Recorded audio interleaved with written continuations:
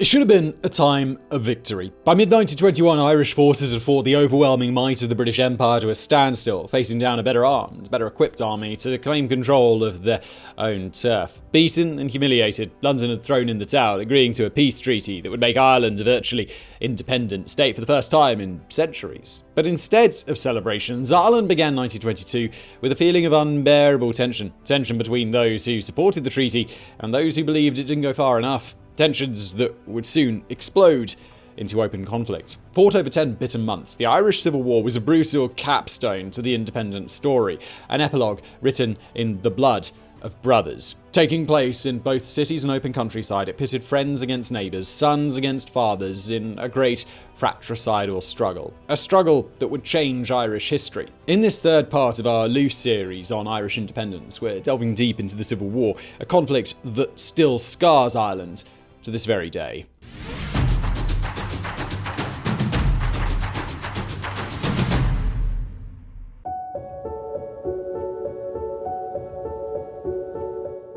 On July the 11th, 1921, the Irish War of Independence ended its active phase, not with a bang, but with the groans of bitterest exhaustion. After over 2 years of fighting, the British had to accept that they'd lost control of their colony, that the vicious tactics of their black and tans had succeeded only in uniting society against them. But even as it was slowly dawning on London that victory was impossible, the Irish Republicans were facing their own mounting problems. That spring, IRA Director of Intelligence Michael Collins had warned that they were running out of ammo. In May, up to 80 of their volunteers had been captured in a single action. In short, both sides were like Rocky Balboa and Apollo Creed at the end of Part 1.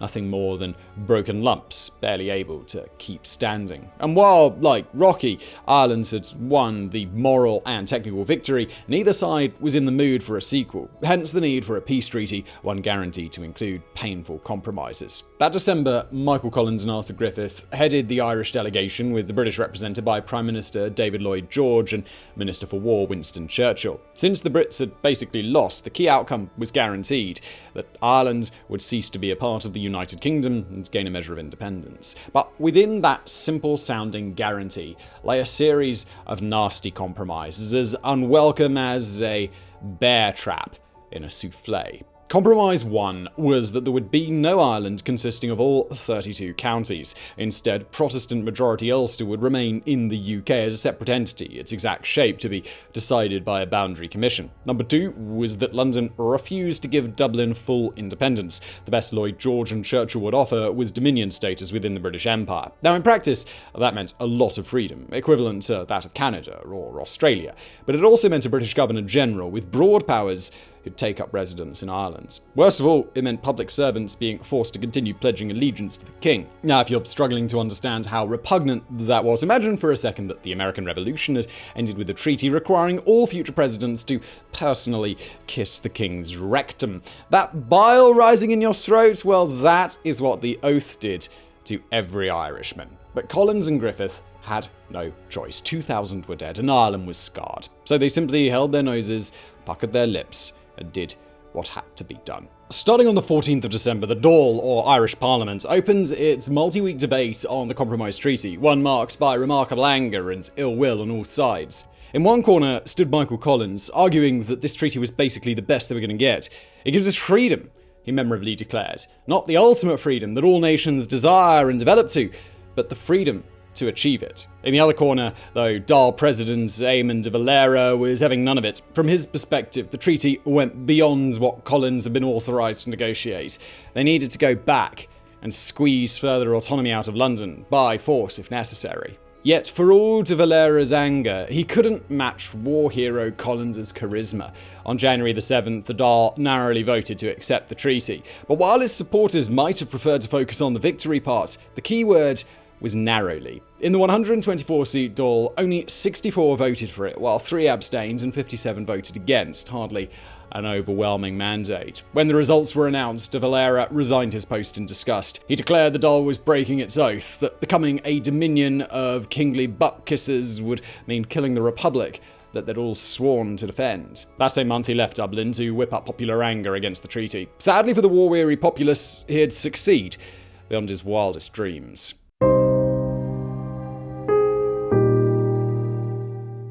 As Collins and Griffith remained in Dublin to head a provisional government tasked with drafting a constitution, de Valera embarked on a selective speaking tour. Selective because by now most of Ireland was fed up with war, especially in the east and north. The imperfect treaty and the peace that accompanied it was popular. But in the west and south, where the fighting had been fiercest, anger at British atrocities still smouldered like resentful coals. And de Valera was an expert at fanning flames. In graphic speeches, the former Dáil president darkly threatened civil war, declaring the IRA would have to wade through the blood of the soldiers of the Irish government, and perhaps through some members of the Irish government, to get their freedom. To Michael Collins, such threats initially sounded laughable. After all, he was a powerful figure in the IRA and a hero of the War of Independence, the guy that everyone respected.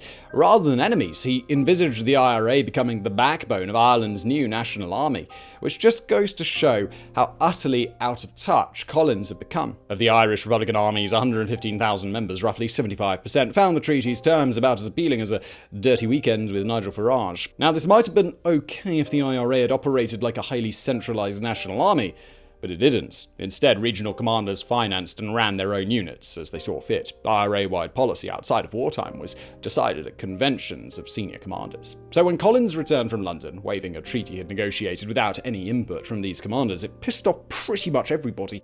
That March, a convention was called to discuss the treaty. Aware of how destabilizing a split could be, the Provisional Government's Defence Minister, Richard Mulcahy, attempted to ban it. To which the IRA basically responded, just try and stop us, huh? Held on March the 26th, the convention drew representatives from all but 21 of the IRA's 73 brigades, boycotted only by those most loyal to Collins. Fortunately, the assembled anti-treaty forces failed to reach an agreement, with some advocating a return to war, some the installation of a military dictatorship, and some merely a renegotiated treaty. Yet while no immediate rebellion broke out, the provisional government would have been idiots not to see the growing threat. Across early 1922, the British government was evacuating all of its remaining units from Ireland. Where the British state vanished, the IRA took over. The entire provinces, and especially rural areas, had no authority except their local IRA commander. And as their power grew, so did their appetite for confrontation. As Éamon de Valera crossed the nation speaking out against the provisional government, gangs of anti-treaty IRA began occupying the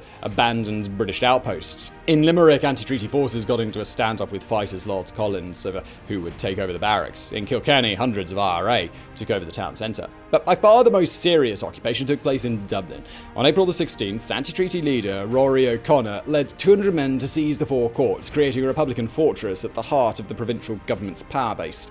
Around this same time, the IRA began raiding arms caches and banks, acting for all the world like they were equipping themselves for another war. Yet even at this stage, there was still hope that conflict could be avoided. With elections scheduled for June, Collins reached out to de Valera with an offer. Instead of standing against one another, why didn't the pro- and anti-treaty politicians all stand as Sinn Féin candidates? That way, they could iron out their differences afterwards in a coalition government rather than now, while the atmosphere was so febrile. It probably also helped that the draft constitution was still being written, that Collins had openly ordered its writers to produce a document as democratic, as Irish, and as removed from British desires as humanly possible. Produce a radical enough document, the feeling seemed to be, and it almost didn't matter what the treaty itself said. Unfortunately, the Irish weren't the only ones waiting on the new constitution. Over in London, the Brits were likewise looking out for the results, and if they didn't like what they saw, they still had one trick up their tea-stained sleeves. They could threaten Ireland with war.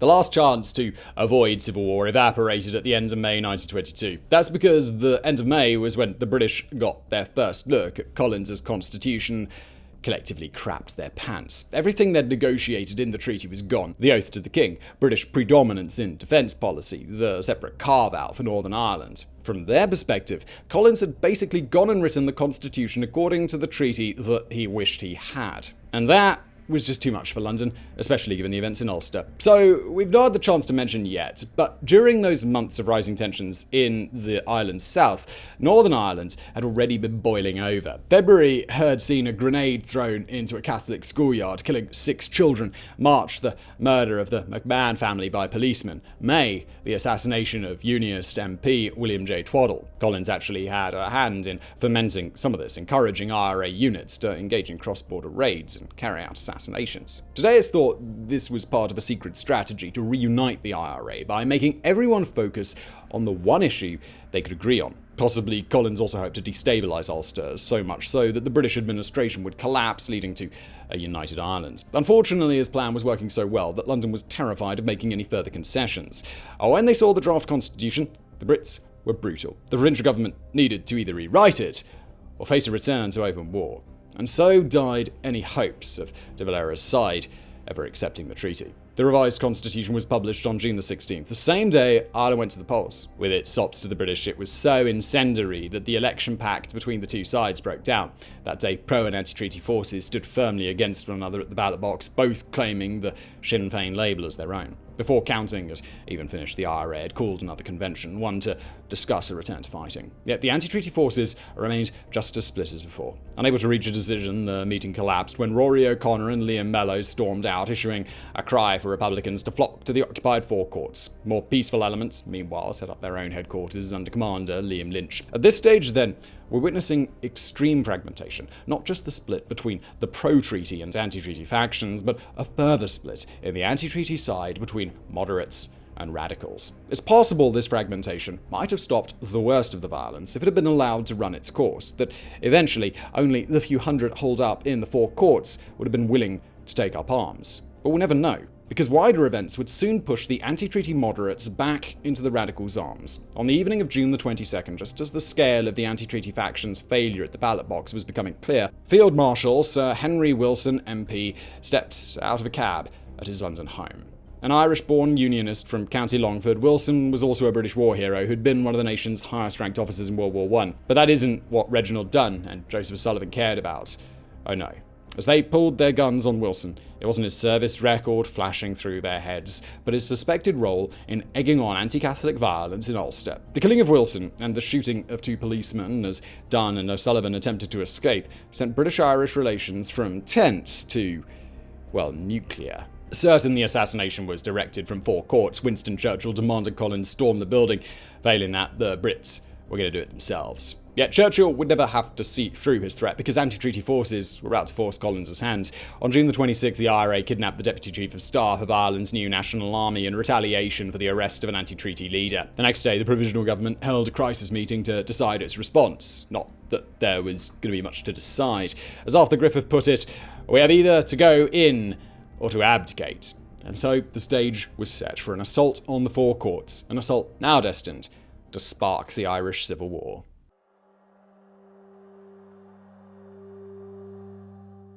It began with a single shell, fired from an 18-pounder, borrowed from the British at 4 a.m. on June the 28th, 1922, arcing through the air before hitting the four courts with a muffled boom. That precise moment, as civil war erupted, it was not clear who would win. The pro-treaty forces had by now been organised into the National Army, an 8,000-strong force with access to British guns and armoured cars. But while they held a powerful weaponry advantage, much of their force was made up of new recruits. Aside from a small number drawn from the IRA units loyal to Collins, many were untrained. The anti-treaty Republicans, by contrast, could field almost 13,000 men. 13,000 had been battle-hardened by the War of Independence.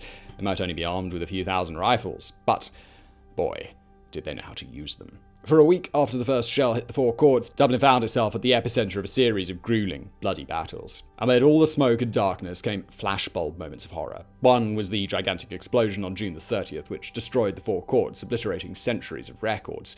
Another was the brutal fighting on O'Connell Street. Another, the bloody death of anti-treaty leader Cathal Brúchar, gunned down outside the Granville Hotel. But by the time the fog of war cleared, on July the 5th, over 300 people were dead in the Irish capital, nearly all of them civilians. But the first major victory had been won. Dublin was fully in the provincial government's hands. Now, the real fighting could begin. Despite their occupation of four courts, the anti-treaty forces had never been popular in the capital.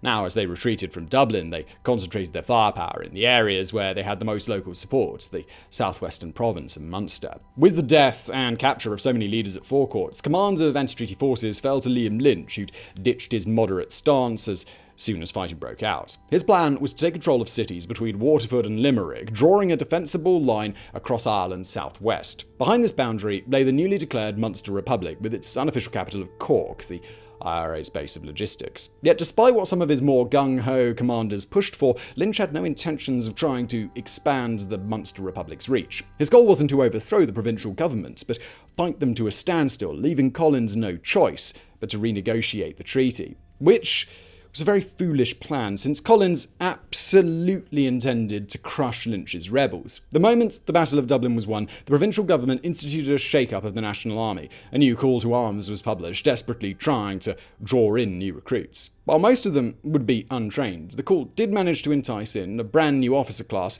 one that had spent World War I fighting in the British Army and were experts in full-scale conflict. Likewise, the National Army's command was restructured, placing Collins at the head of a three-man war council alongside Richard Mulcahy and Éamon Duffy. The stage then set, the fighting began. The first engagements took place in the handful of towns outside Munster that Republicans managed to seize. Cut off from backup, IRA units in places like Wexford and Sligo were quickly overrun. Not that this really bothered Lynch. The big test would be what happened when the National Army advanced on his defensive line. The earliest Munster combat came in the city of Limerick. At the beginning of July, IRA forces tried to evict the Free State troops stationed there, only for Lynch to stop the attack at the last moment. The local garrison, you see, was under the control of an old friend, and Lynch was so confident of the rightness of his cause that he hoped to get that friend to side with him. So instead of fighting the National Army in Limerick, he cut a deal. They would occupy different parts of the city and swear not to attack each other. And it's here that we see the biggest problem with the Republican cause in the Civil War. The lack of realism. Not being idiots, the Limerick Free State forces agreed to the deal. Then they waited until fresh reinforcements arrived from Dublin, until their weapons and supplies had been replenished. Finally, on July the 11th, they informed Lynch that the truce had been cancelled. The war for Munster was on.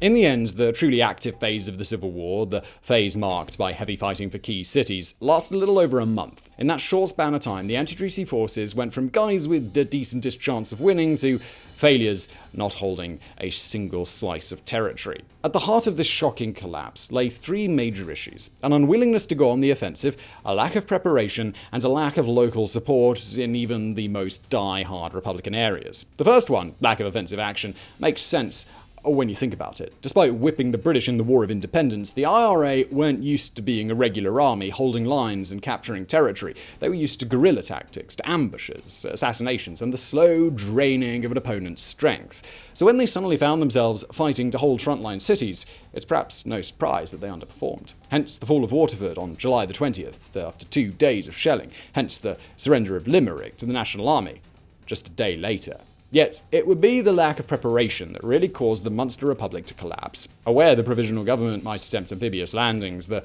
leadership had select coastal cities garrisoned. But it was a half-assed effort at best, so when the seaborne attack did come, the National Army were able to land at Cork and in County Kerry with minimal resistance. The result was some 500 Free State troops attacking Tralee from the sea on August the 2nd, a prelude to a far bigger amphibious assault that took place on August the 8th. On that day, 200 troops were landed at the small town of Youghal and 180 at the fishing village of Union Hall. From there, they began a march towards Cork, just as 500 soldiers were coming on shore at Passage West outside the city. And that brings us to our final issue: the lack of public support. Although the IRA were able to make money off the Cork Customs House while they held the city, far too much of their fundraising relied on forced taxation and requisitioning. For what? Back when they'd been fighting the British, there had been a sense that the war was for something. Now it seemed like killing and destruction had returned to Ireland, and all over some abstract point few civilians could really get worked up over.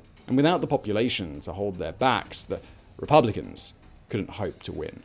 Cork fell on August the 10th, brought down by the heavy weaponry the Free State had been gifted by the British. As the IRA left, they blew up rail lines and blocked roads, a tactic that stopped the National Army from running them down but pissed off locals to a whole new level. It was in the aftermath of this retreat that Liam Lynch made his fateful decision. With the conventional war lost, Lynch decided to return the organisation to its roots, splitting into small flying columns of around 35 men who'd operate as guerrillas, setting up ambushes and launching sneak attacks before melting away into the landscape. It was a style of fighting that the IRA was good at, but it was also one that, especially without broad civilian support, would never lead to victory.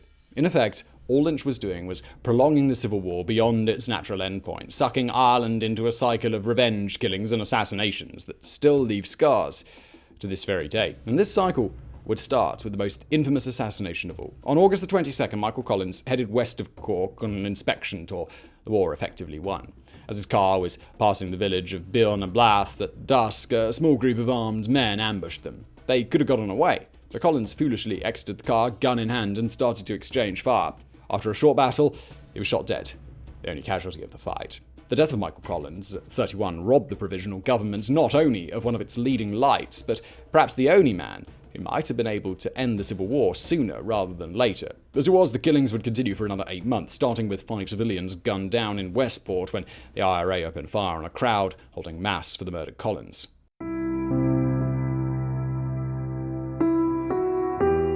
The final phase of the Irish Civil War was by far the most painful and damaging of all. With no one in any doubt that the pro-treaty side had won, all that was left to do was see how much violence the Republicans could inflict before standing down. And the grim answer was a lot. August to October saw a wave of attacks against Free State forces, sometimes involving hundreds of Republican fighters. Scores were killed. Yet fundamentally, it didn't change anything, just as Tom Barry's daring December takeover of towns like Carrick-on-Suir and Mullin Abbot failed to recreate the Munster Republic. There was just no getting around the fact that the Republicans were slowly running out of both men and ammo. Yes, they were killing a lot of National Army members, but the thing about professional armies is they can train up new soldiers. A volunteer group like the IRA falls apart once people stop volunteering, and by the end of 1922, Lynch wasn't just struggling to find new recruits, he was struggling to keep his current fighters from mass deserting. At the same time, the government was entrenching itself, growing in power and legitimacy with every passing day. In September, the new Dáil convened. Since the oath to the king meant anti-treaty leaders refused to take their seats, the Dáil easily passed Army Emergency Powers legislation authorising summary executions for captured IRA men, legislation that would eventually see 77 rebels put to death. Alongside the stick, the Dáil also introduced a juicy carrot: amnesty for anti-treaty fighters who surrendered and recognised the government. Perhaps it's no wonder Lynch was having trouble keeping his men loyal. To try and staunch the flow, Éamon de Valera, for his part, set up a separate Republican government, yet it never held any territory, and even the IRA ignored its orders. By the time the Irish Free State was officially declared on December the 6th, then the Republicans were all but finished. The last months of the war passed with few serious battles, but a string of atrocities and revenge killings. Dáil member Seán Hales, for example, was assassinated on December the 7th, which led the government to execute 4 influential anti-treaty leaders, including Rory O'Connor and Liam Mellows. Yet even as the violence ground on, it was clear the end was coming. In early 1923, the Cork IRA notified its commanders that if it lost just 5 more men, it would be unable to carry on operations. Meanwhile, captured anti-treaty leaders like Liam Deasy begged their comrades to lay down arms. But it would take change at the top to make them listen. On April the 10th, 1923, Liam Lynch was killed on a mountainside in County Tipperary. In his place, Frank Aiken became the head of anti-treaty forces. One of his first moves was to declare a unilateral ceasefire. On April the 30th, Aiken announced the IRA would give up fighting. Nearly a month later, on May the 24th, he ordered all active volunteers to hide their weapons and return to civilian life. And just like that, the Civil War sputtered to an end. The next few months saw mass arrests of Republicans, including Éamon de Valera, until around 13,000 of them were held in jails. Yet while the government feared releasing them could restart the violence, in the end the ceasefire held. When de Valera was released in 1924, for example,